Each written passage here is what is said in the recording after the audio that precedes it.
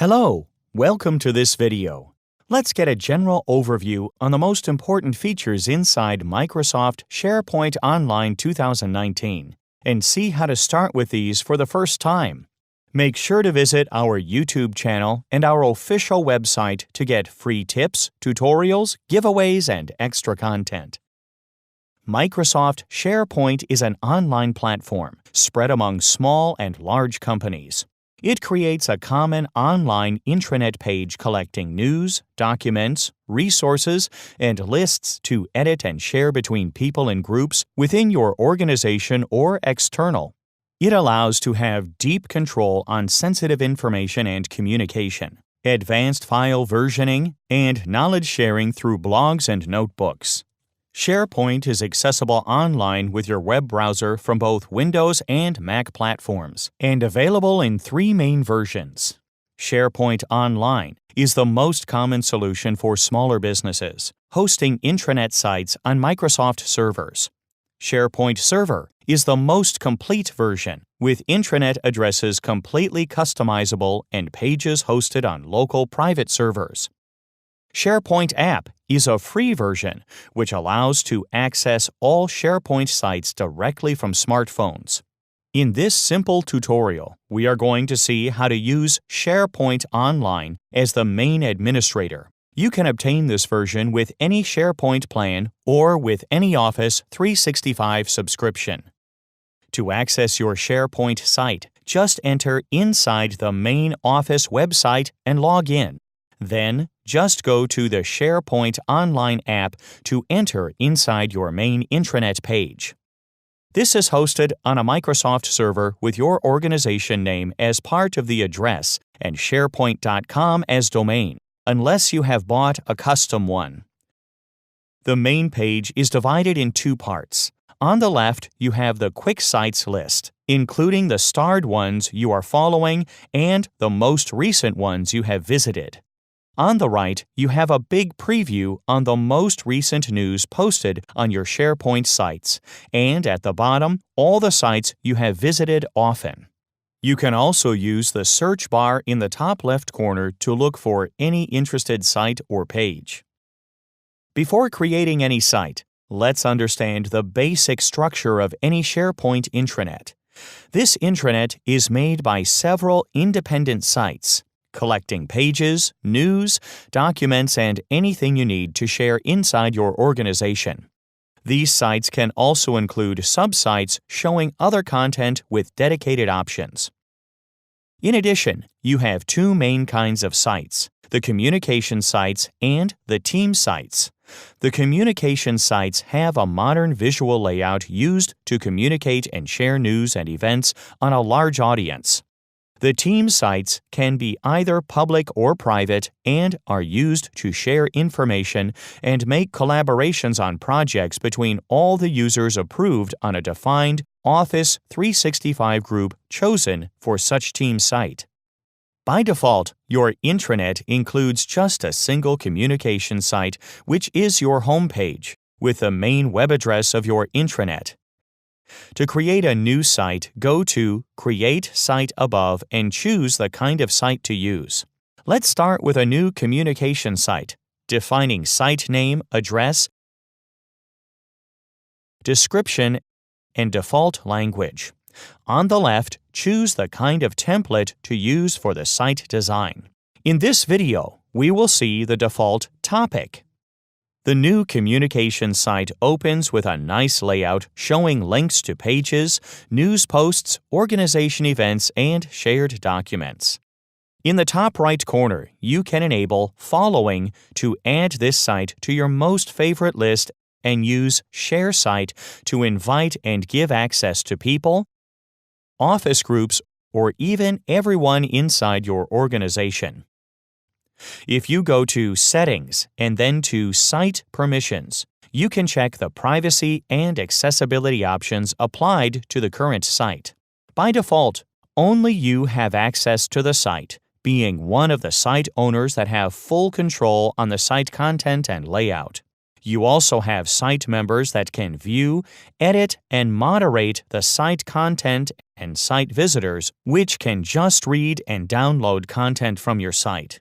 You can go to Advanced Permissions Settings and then to Permission Levels to manage all the possible actions that owners, members, and visitors can perform on the current site.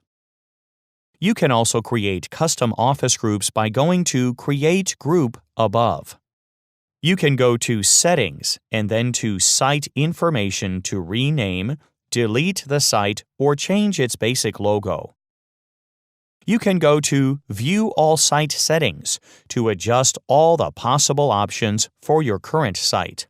Whereas to edit the site template and appearance, you can go to Settings and then to Change the Look to adjust the basic color theme, header, and navigation structure. To check and manage the content of your site, go to Settings and then to Site Contents.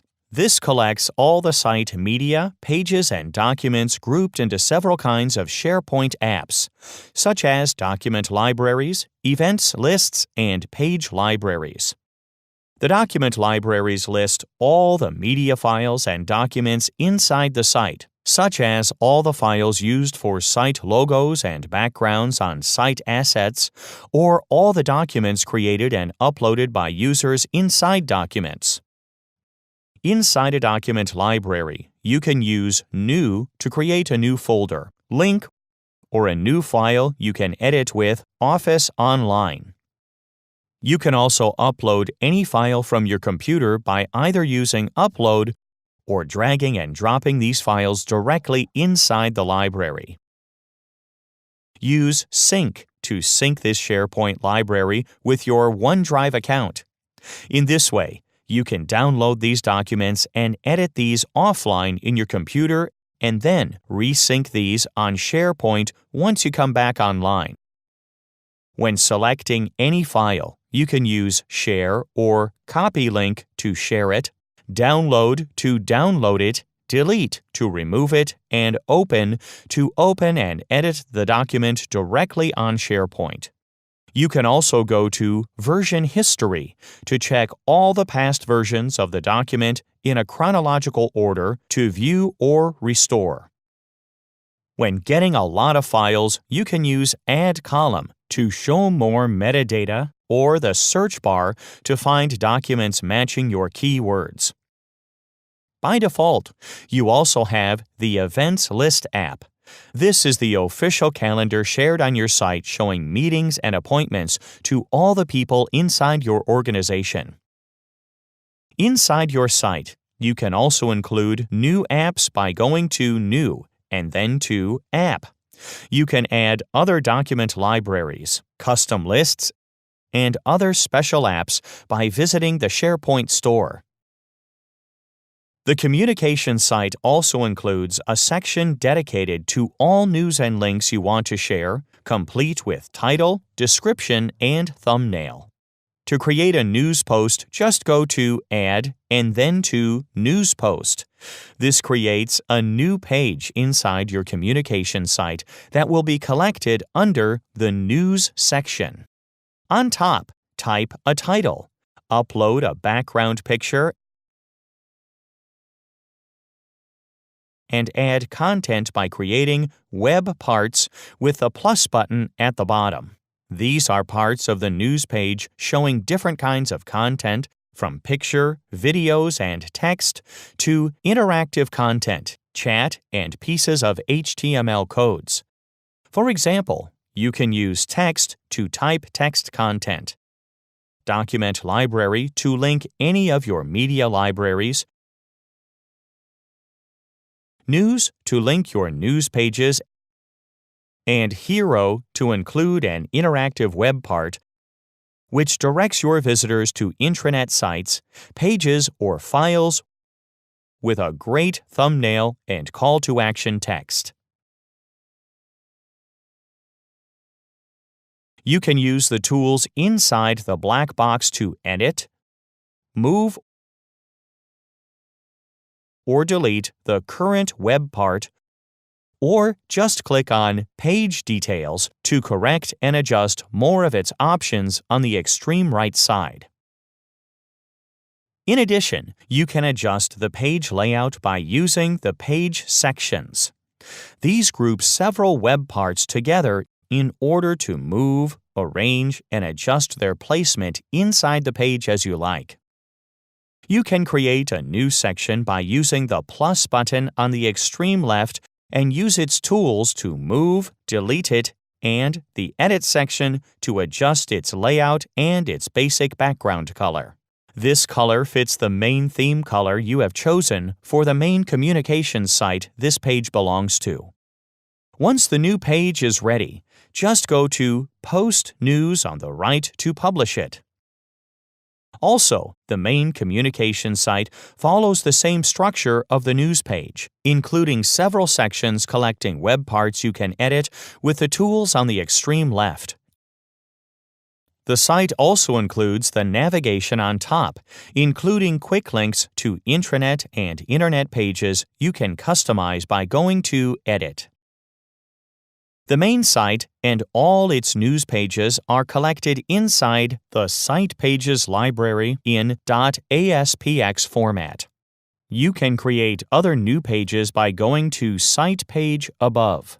This new page belongs to the main communication site, and it works just like the news pages, with the difference that this page won't be listed as a news post.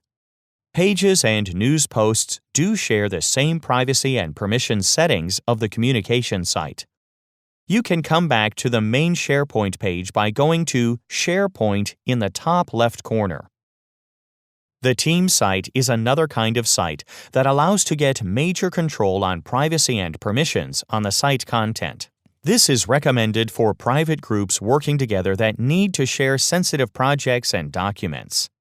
When creating a team site, you automatically create a group email address or Office 365 group associated to it that grants access to your new team site content. At the bottom, you can also set the privacy settings. Choose Public to make your team site accessible by anyone inside your organization, or Private to make it reachable just by users invited and approved as members by the team site owners. Team sites can be edited and shared just like communication sites. They also have the same settings panel to adjust permissions, reach its content, and change its look. They also include the navigation on the left and the several sections containing web parts, more focused on team groups rather than external communication. Team sites can include site pages, but also wiki pages and web part pages. Wiki pages are simple text pages very useful to share ideas, comments, and knowledge across the team site group. Whereas web part pages are empty pages you build by adding web parts from scratch.